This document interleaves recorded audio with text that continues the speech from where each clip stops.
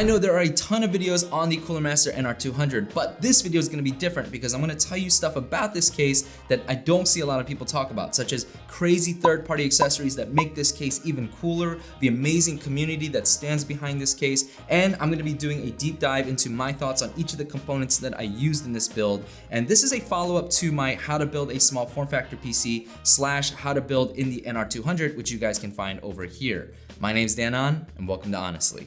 Links to everything you see will be in the description below, and if you learn anything from this video, please give it a thumbs up and consider subscribing for more honest content. Okay, so before I get to the case, you guys might be wondering like, what is going on here? These are RGB cables from a company called Vivify. I think Linus Tech Tips kind of blew this company up. I think he reviewed these cables and they sent some over to me and they are absolutely gorgeous. Like I thought it was gonna be gimmicky and they kind of are, but man, these lights are pretty vivid. They're not blinding bright so that if you're in dark, they're definitely gonna stand out. But if you decide to use something like this in the bedroom, it's gonna help you find the cable, but not keep you from going to sleep. So basically what I've got here, this is a USB 3.2, USB-C 3.2 cable here. This one, it only comes with the single color. So when you purchase it, make sure you get the color that you want. This is the HDMI 2.0B cable, and unfortunately, I'm using a 3090 and I have a monitor that is capable of HDMI 2.1. So this cable isn't gonna work for me, but if you're not in that situation and you just need like 4K 60, this cable can do just that over HDMI. And for this one, it's a little bit different because if it was plugged into a monitor, you could go ahead and tap on one side of it and change the colors up.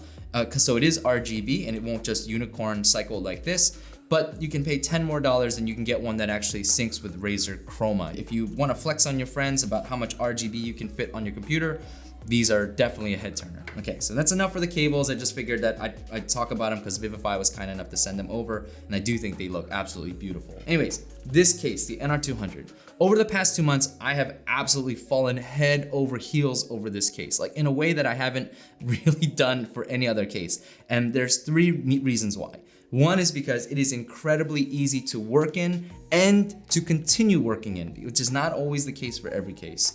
This little joke there. The second reason being that relative to small form factors and even to ATX cases, I think it's an incredible value. And the third reason being that the community that stands behind it is absolutely wonderful and they're super helpful, and you'll find the answer to any question you have by just Googling it, because that's how amazing this community is. Let me dive into those things a little bit. So the first one being that it's incredibly easy to work in. Building in it was a complete joy, right? There's plenty of space in here. Everything makes total sense. Everything flows really well.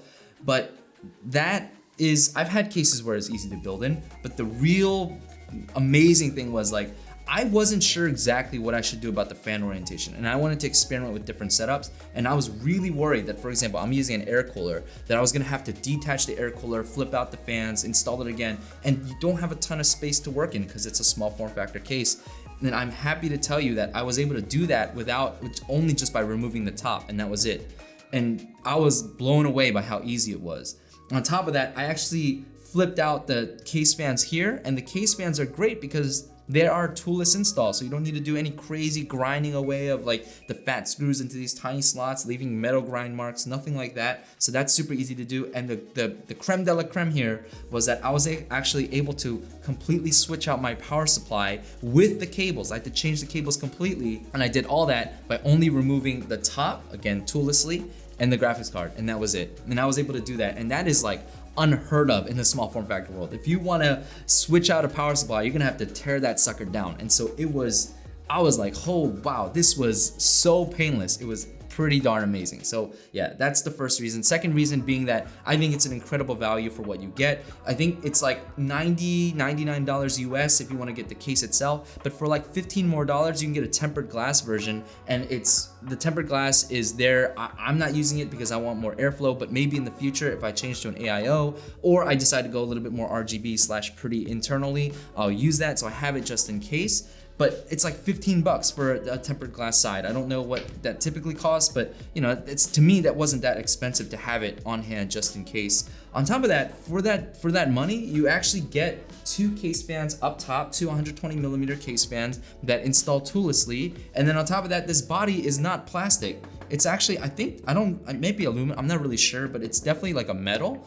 And what's really cool is I'm gonna go ahead and unplug one of these cables now, is that this is a puck from NZXT, and I I have headphones. I have wireless headphones, and sometimes I use them wired. And I hate that that headphone stand, because that thing can blow over, you knock it over, it takes up so much precious desk space. It looks great in pictures, but functionally I found it such an annoying thing to have. And then I found that I could take this NZXT puck, stick it right there. Tell me that's not the cleanest, easiest setup ever. And especially because I'm using these wirelessly a lot, I just leave it there, I grab it, I put it on, and that's it. Like that, whew, is amazing. Like a lot of these cases with like the glass panel on the front, it looks great and everything, or the plastic mesh, it looks great. But the fact that this just has metal in the front, I can do that. If I did this on the side, I would be worried about air intake, like blocking air intake. So the fact that I can do this here is just, I don't know. It's, oh man, I love it. Mwah.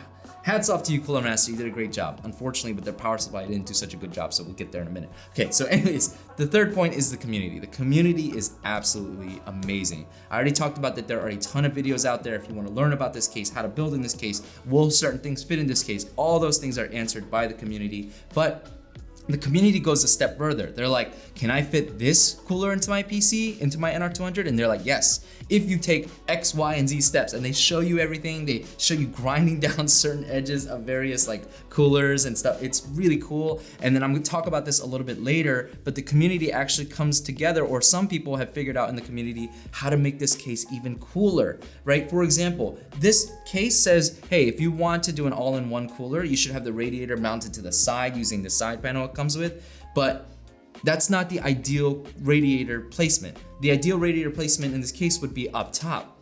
Well, there's not enough space, because you can see that there's barely any space here. I don't know if you can see it that well right here in this case, but then someone decided to come up with a brilliant idea where they can actually have an extension where you can attach a radiator to the top. You can find that on an Etsy shop. Then I found out that for the power supply, there are a lot of people who want to use crazy powerful components, and they're worried about power draw. They're worried that the power supplies for the SFX world doesn't exist. And so someone came up with a brilliant idea where they printed a power supply cage that can actually accommodate regular sized ATX power supplies. And I was just sitting there like, this is crazy. Like the amount of support, the amount of community, the amount of people that are behind this case is absolutely nuts. And so you'll have no problem finding answers to your questions, and you'll find all kinds of crazy stuff for this case. And yeah, I just love it. The one thing I don't like about this case is that it doesn't have USB-C in the front. I thought I wouldn't need it, but I realize now that USB-C is kind of taking over my life, so I wish it had it. And also I forgot to mention that when I run this case, or when I'm using this case, this PC, I actually took off all of the mesh panels, and I actually leave the two side panels off because I'll get to it later, but thermals on this thing are pretty darn good, and the cooler that I'm using and the fans that I'm using are whisper quiet even with everything off. So this way I get maximum cooling and noise doesn't bother me a bit. So yeah, more on thermals and noise levels later. The motherboard I'm running in this is the Asus Strix X570i. I'm particularly partial towards Asus. I really like their stuff. I like the way their BIOS looks. I'm very familiar with it. So yeah, no issues there. There's a user named Iso who said, hey, you might hear a really loud fan. And in that case, it's the chipset fan, because the X570 boards have a fan built onto the motherboard to cool components. In this case, if it's there, it hasn't bothered me anyway. And the one minor issue that I've run into is that if you have a USB-C cable and you try to figure out where it is, and you accidentally touch a USB-A port, my computer shut down, and it's happened like 3 times, so pretty consistently. But otherwise, the motherboard has been great. The CPU that I'm running is the Ryzen 9 5950X. It's been running at like 4700 to 4800 Hertz across all 16 cores using a budget cooler. So it's absolutely fantastic. Sometimes the temperatures do get a little bit crazy, but again, I'll talk about more of that in the thermal section. For the CPU cooler, I'm actually using a budget CPU cooler, the Scythe Fuma 2. I'm using it for 2 reasons. One is that Scythe sent it over to me for me to test and review, and it was a way to save cost. And 2 is because I was really curious to know if a budget $50 cooler could cool a 16-core $900 processor that's set in auto overclock. And the answer to that question is yes, it can cool it, and it does a fantastic job, particularly in the sustain load. So if you are playing like a game, that cooler can keep that CPU in check really well. I was like shocked at how good it was. And on top of that, the fans that come with the cooler are whisper quiet, at least for me, until about 80%. Again, I'll do thermals and noise tests in a different section. but there's two weaknesses of the Fuma 2 and the 5950X, and it's that the Fuma 2 doesn't do a great job at keeping the temperatures low at idle. And the second thing is it doesn't handle the spikes very well. Again, it does the sustained cooling extremely well, but in the idle and the spikes, it's not that great at keeping temperatures down.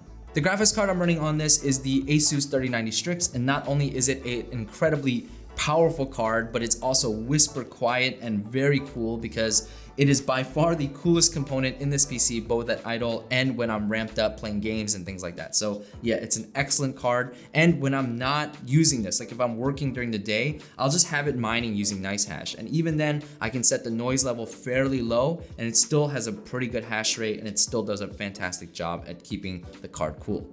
Okay, so the power supply. This is gonna be a long one, bear with me guys. In the build guide, I used the Cooler Master V850 SFX, and I picked that one because it was an SFX power supply and it had the highest wattage at 850. It's the highest one currently, unless you're talking about SFX-L, which the Silverstone has a 1000 watt power supply. More on that in a little bit. So I picked this up, but the thing is I didn't read the reviews for it because the reviews were all saying this power supply sucks because if you do a mundane task like opening Chrome or opening control panel, the fans will ramp up to 100% fan speed. And I was like, well, you know what? I'm probably, because there were some reviews that were like, well, we got one and ours is fine. And I was like, I feel lucky. So I put it in and lo and behold, the next day I got a crappy one and it was ramping up and it was killing my ears. This is what it sounded like. Ready? And that's just from entering the task manager. So I contacted Cooler Master to get that thing RMA'd because some people were saying that, hey, they've had luck getting it RMA'd. Some people were saying they didn't have luck. Luckily, Cooler Master responded. They said, cool, it's eligible for RMA, send it in. And I did that, but I had to pay shipping. So that was another $20 out of my pocket. And then on top of that, to get it back, it took over 4 weeks. And so during that time, I was like, look, I need a power supply. I need to be able to use this thing. And I debated. I was like, look, should I get the SFX-L, Silverstone SFX-L 1000 watt? Well, turns out they're not available, or if you want to purchase one, people are scalping them for 2-3 times the price. So I'm like, okay, that's not an option. But luckily, the SF750, the Corsair SF750 came back in stock. But I was a little bit worried because I was like, maybe it won't be able to power the 5950X and the 3090. So I was a little bit worried. And that's how I found out about all these third-party accessories, like the power supply cage that can accommodate an ATX power supply. But what happened was, because of the mining craze, the high-end power supplies, the 1000 watt plots were all out of stock or they were crazy overpriced. So I couldn't find those anywhere. So I just had to, I was like, you know what, screw it. I'll get an SF750 and if it doesn't work, I'll return it. So I went to Micro Center, I picked it up, I dropped it in. And first of all, the cable difference on the SF750 versus the Cooler Master is that the SF750 has by far the better cables. They're all braided, they're individually braided, they're much more flexible, but the 850 SFX does have an advantage in this case because the cables are almost exact the maximum length in which you can go. And while that might not look great for like cable management, you don't have to do any cable management because it literally just stretches there and it can't really go much further. And it also does another thing. The cables on the SF750 are much longer. And because of that, if you have it in here, you can kind of see what I did here. I bunched it up. But if you don't have these bunched up or managed well, there's a possibility that if you have a CPU cooler, that it'll get hit by that cooler. Like the cables will get hit by that cooler. I did get mine back, the RMA'd one back, but I haven't switched out. And that goes to testify that the SF750 is powerful enough to power the 3090 and the 5950X. I've used it for heavy, intense 4K editing, using multiple layers of stuff, using multiple effects, and I haven't had any issues. I don't game as much as I like to these days. I actually hardly game at all now, but when running games for testing, for benchmarking, I was able to, it was fine. I didn't run into any issues. I didn't run into any kind of power throttling. I didn't undervolt anything. And so yeah, the SF750 has been fantastic. So if you've been wondering, can the SF750 power the 5950X and the 3090? Yes, it can. As a matter of fact, I actually have the 3090 Strix overclocked on the memory only. I didn't increase the power limit, but I do have it increased, the memory clock overclocked as well. And again, powers it just fine, no issues. For the case fans, I'm actually only using one, and it's the Scythe 120mm case cause flex fan. And I mentioned this when I was doing my build guide that I only could fit one fan here and I couldn't fit the second one over the power supply because I have the power supply in the SFXL power supply position, which is a little bit higher up, leaving less room on the top.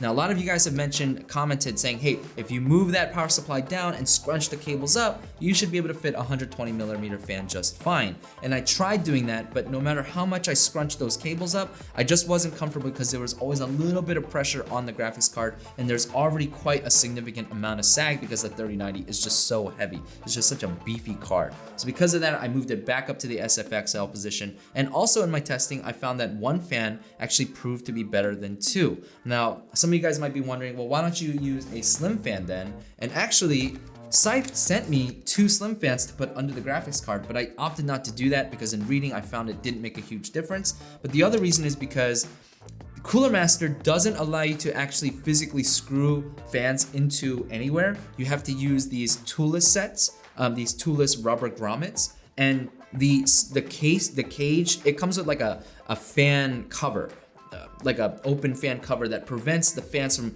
hitting any of the components, which is pretty genius. The problem is the standard length of that cage, it assumes that it's a standard thickness fan, not a thin fan. So even if you attach a thin fan there, because that cage, you need the cage to attach it to the top, and that cage comes with a standard fan thickness. Because of that, I couldn't do it. Now you can buy a grommet that would allow you to put slim fans there, but again, in my testing, even when I put slim fans there, the single fan setup proved to be better for me anyway. So what is the ideal fan configuration when it comes to the NR200? Well, everybody's build is gonna be a little bit different. Like if you have a all-in-one cooler, it's gonna be a little bit different, and I haven't done as much research, but if you're using a CPU cooler like me, an air cooler like me, this is what the community plus your comments have led me to, right? This is, I think, the best configuration for me. By the way, thanks to you guys who called me out and saying the mistake that I made around the air cooler. Really appreciate it, guys, and keep doing that, okay? So in the front, right? I was in the mindset, when I built the PC, I was in the mindset of like a typical ATX PC where air would be pulled in from the front and then the CPU cooler would pick up that air and then exhaust it through the back. But I forgot, like, there's no air coming in from the front. And because of that, it's just gonna be hot air jumbled in because the graphics card is pulling air up, and that's gonna be hot air. And then you've got the power supply that's pulling in air from the outside. So you just got a whole bunch of hot air lingering in here. And then if you have the CPU cooler exhausting that, well, you got hot air running across those fins, causing a hotter CPU. So instead, people were like, hey, reorient those fans so that you're actually intaking cold air from the outside and let the top fan exhaust all of that air out. And that's what I did, and it turned out that you guys were totally on point, as always. That was the best fan configuration. I talked about this earlier, the 120mm, if I have 120mm fan in the front, it was pushing down on my graphics card a little bit more than I liked, even with cable management, so I removed that, and I only put one single 120mm exhausting in the top back. And I actually found that when I have a single fan back here, I actually get better idle temperatures, but in sustained loads, I get a little bit better temperatures if I'm using 2 fans on the top. So that was my experience. Let me know if you guys have the double 120mm and see if you guys have tested it with the single 120mm setup like I have here. The RAM that I'm running is the G.Skillz Ripjaw 3600 megahertz 18 CAS latency RAM. It's been perfect. I'm running 64 gigs because I do video edit, but I'm finding that I'm actually maxing out. And so maybe later down in the future, I'll upgrade that to like 128 gigs to really make sure that I don't hit any ceilings while video editing. And the hard drive that I'm using, I mentioned this, where I was like, look, because this is NVMe, because this is small form factor, I'm probably not gonna go in there and replace NVMe drives. I don't love the idea of having octopus arms coming with all these external hard drives. So I opted to get something bigger. So I got a 2 terabyte NVMe drive. It's the Inland Premium RAM, and it's not to be confused with the Platinum RAM because the Platinum is actually lower in the tier list compared to the Premium. So yeah, and it was also really reasonably priced at just over $200. And if you think about it, NVMe NVMe 3.0 is right now is approximating about $100 to $115 per terabyte. So this Inland Premium at 2 terabytes being like, when I bought it, like $220 was a no-brainer, right? So yeah, it's been fantastic so far. Wicked fast, really good. I'm gonna put up some gaming and benchmark scores along with temperatures. Now keep in mind, I didn't do that many games because I want this to be an editing focused rig, and if I have too many games on my computer, I'm gonna be tempted to play them. So here they are.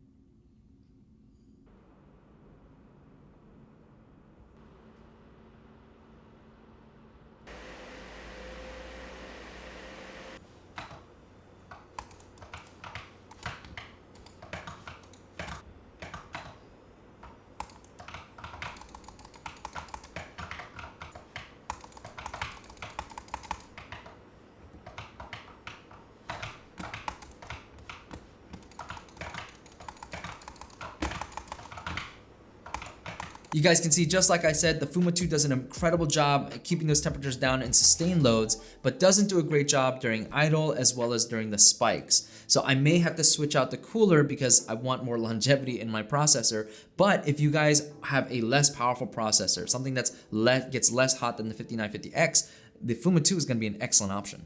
All right, that was a ton of information, but I hope it was helpful for you guys. I hope the timestamps below also help guide you guys where you need to go. If you guys want to pick up anything here, links will be down in the description below, and they all help this channel so much, so please use them. And of course, if you guys like this video, if you like my style of keeping it honest, make sure you like and subscribe. Until next time, guys, I appreciate you all. Stay safe, and as always, stay honest.